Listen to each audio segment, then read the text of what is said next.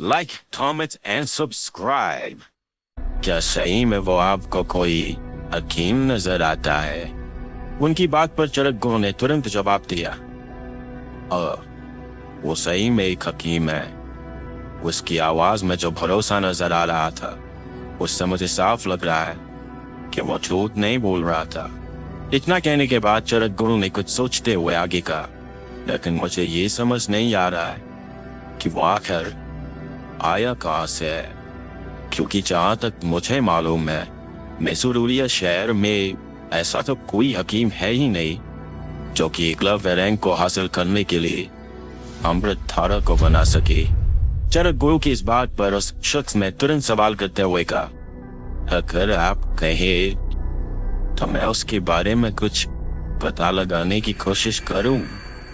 ये सुनकर चरक गुरु ने बिना देर किए कहा, नहीं नहीं, अभी नहीं। सभी हकीम बड़े ही अजीबोगरीब तरह के होते हैं। अगर उसे इस बात की जरा भी भनक लग गई कि कोई उसकी जासूसी कर रहा है तो फिर वो और भी ज्यादा सतर्क हो जाएगा। फिलहाल ऐसा कोई भी कदम गलती से भी मत उठाना। इतना कहने के बाद चरक गुरु ने उस आदमी के पास आकर धीरे से कहा, तुम उसके लिए कुछ ऐसा करो जिससे कि उसे हमारी नीलामी से कोई ना कोई फायदा पहुंचे। और इसके लिए तुम्हें क्या करना है, मेरे ख्याल से तुम इस बारे में अच्छे से जानते हो। उस आदमी ने एक शातिर मुस्कान के साथ कहा, जी मैं समझ गया, आपका मतलब क्या है, काम हो जाएगा। इंस्पेक्शन रूम से बाहर जाने से पहले चरक गुरु ने उस आदमी से कहा, और हाँ, एक बात हमेशा याद रखना, भले ही अमृत धारा लाने वाला वो शख्स हमारा अच्छा दोस्त ना बन पाए, लेकिन हमें ऐसी कोई गलती नहीं करनी है जिससे कि वो हमारा दुश्मन बन जाए, वरना नतीजा ना तुम जानते हो और ना ही मैं। उधर दूसरी तरफ नकाबपोश ध्रुव ने उस हॉल के अंदर अपना कदम रखा जहां नीलामी चल रही थी। इस बड़े से हॉल में रोशनी कम और अंधेरा ज्यादा था। हॉल के बीचों बीच लाल रंग का गाउन पहने एक लड़की खड़ी थी। उस लड़की के ठीक ऊपर रोशनी का एक गोल घेरा पड़ रहा था और पूरे हॉल में सिर्फ उस लड़की पर ही रोशनी थी। उस लड़की के वहां पर खड़े होते ही लोगों की तालियों की गड़गड़ाहट से पूरा हॉल गूंज रहा था। इस माहौल को देखकर ध्रुव भी हैरान रह गया। हॉल के बीचों बीच लाल गाउन में खड़ी वो लड़की किसी भी चीज की नीलामी के लिए अपनी आकर्षित कर देने वाली मीठी आवाज का इस्तेमाल कर रही थी। यह उसकी आवाज का जादू ही था जो एक साधारण सी चीज की कीमत को भी आसमान तक पहुंचा देता था। हॉल में ध्रुव ने अपनी नजरों को चारों तरफ दौड़ाया और अपने लिए ऊपर की तरफ एक खाली जगह ढूंढकर बैठ गया। इस जगह पर बैठकर ध्रुव अब उस लड़की को अच्छे से देख पा रहा था। वहां बैठने की थोड़ी देर बाद आसपास से आती आवाजों को सुनकर उसे इस बात का अंदाजा लग गया कि नीलामी में आए आधे से ज्यादा लोग सिर्फ उस लड़की को देखने के लिए ही वहां पर आए हुए थे। ये लड़की दरबार महल की हर नीलामी को संभालने वाली सायरा दरबार थी। मैसूरुलिया शहर में सायरा की खूबसूरती के चर्चे चारों तरफ फैले हुए थे।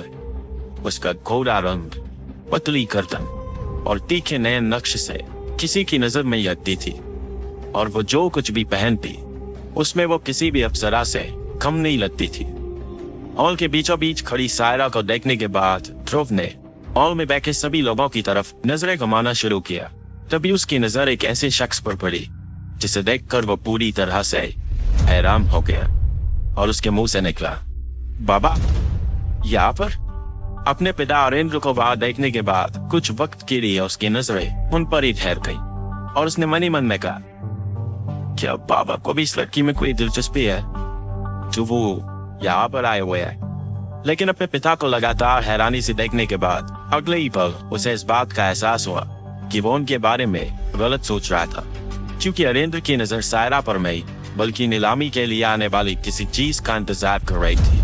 ध्रुव ने अपने पिता की तरफ देखते हुए अपने आप से कहा, आखिर बाबा इस नीलामी में क्या लेने आए हुए हैं?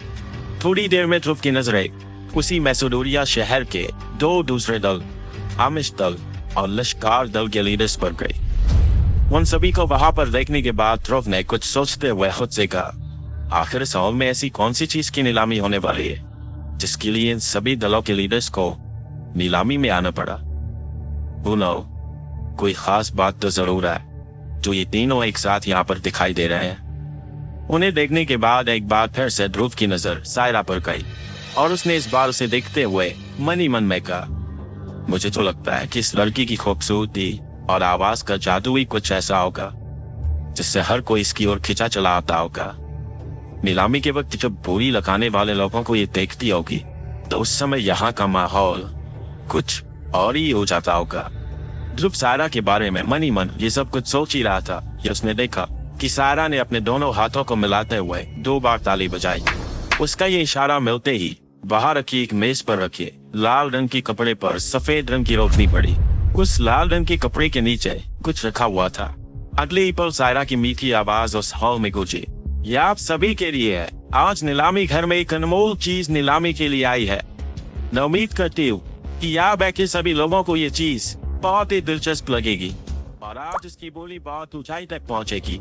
सायरा के अगले ही इशारे पर एक लड़की उस मेज के पास पहुंची और इस चीज को ढके हुए लाल रंग के कपड़े को हटा दिया, जिससे सबकी नजरों के सामने ध्रुव की लाई हुई अमृत धारा की वो हरे रंग की शीशी दिखाई देने लगी। सायरा ने अपने कदमों को उस शीशी की ओर बढ़ाया और उसे अपने हाथों में उठाने के बाद हॉल में बैठे हुए हर शख्स को वो हरे रंग की अमृत धारा दिखाने लगी। हॉल में बैठे सभी लोगों की नजरें इस वक्त सायरा के हाथ में मौजूद उस अमृत धारा की शीशी पर टिकी हुई थी।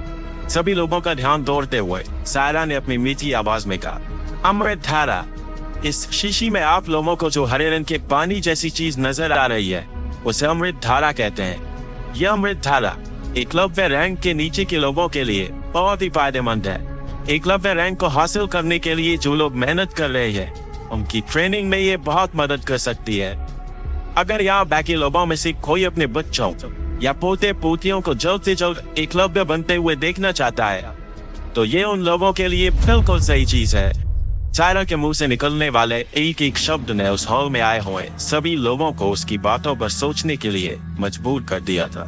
सायरा नीलामी के दौरान जैसे जैसे लोगों को अमृत धारा के बारे में बताई जा रही थी सभी उसकी बातों में खोते जा रहे थे, लेकिन कुछ लोग ऐसे भी थे जो इस अमृत धारा के बारे में जानना चाहते थे।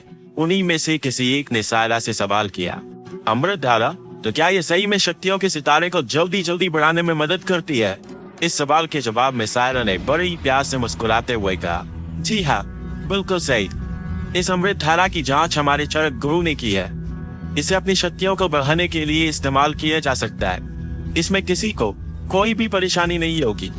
इस बात के लिए मैं आप सभी को भरोसा दिलाती हूँ। सायरा ने जैसे ही अमृत धारा पर भरोसा दिलाने के लिए चरक गुरु का नाम लिया, उसके बाद जिन लोगों को इस पर थोड़ा बहुत शक हो रहा था अब उन्होंने भी इस बारे में सवाल उठाने बंद कर दिए।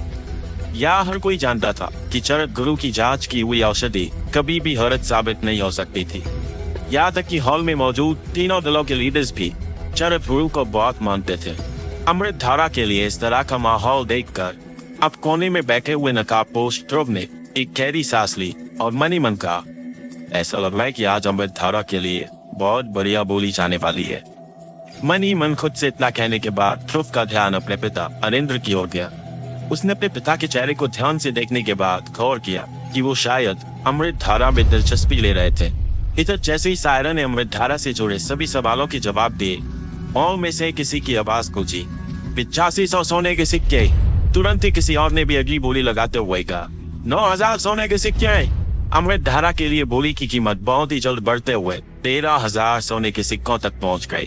भले ही अमृत धारा को खरीदने के लिए शुरुआत में नरेंद्र के चेहरे पर काफी दिलचस्पी नजर आ रही थी, लेकिन इस वक्त वो सिर्फ बोलियों की कीमतों की थमने का इंतजार करते हुए दिखाई दे रहे थे। आगे की कहानी जानने के लिए सुनते रहिए सुपर योद्धा।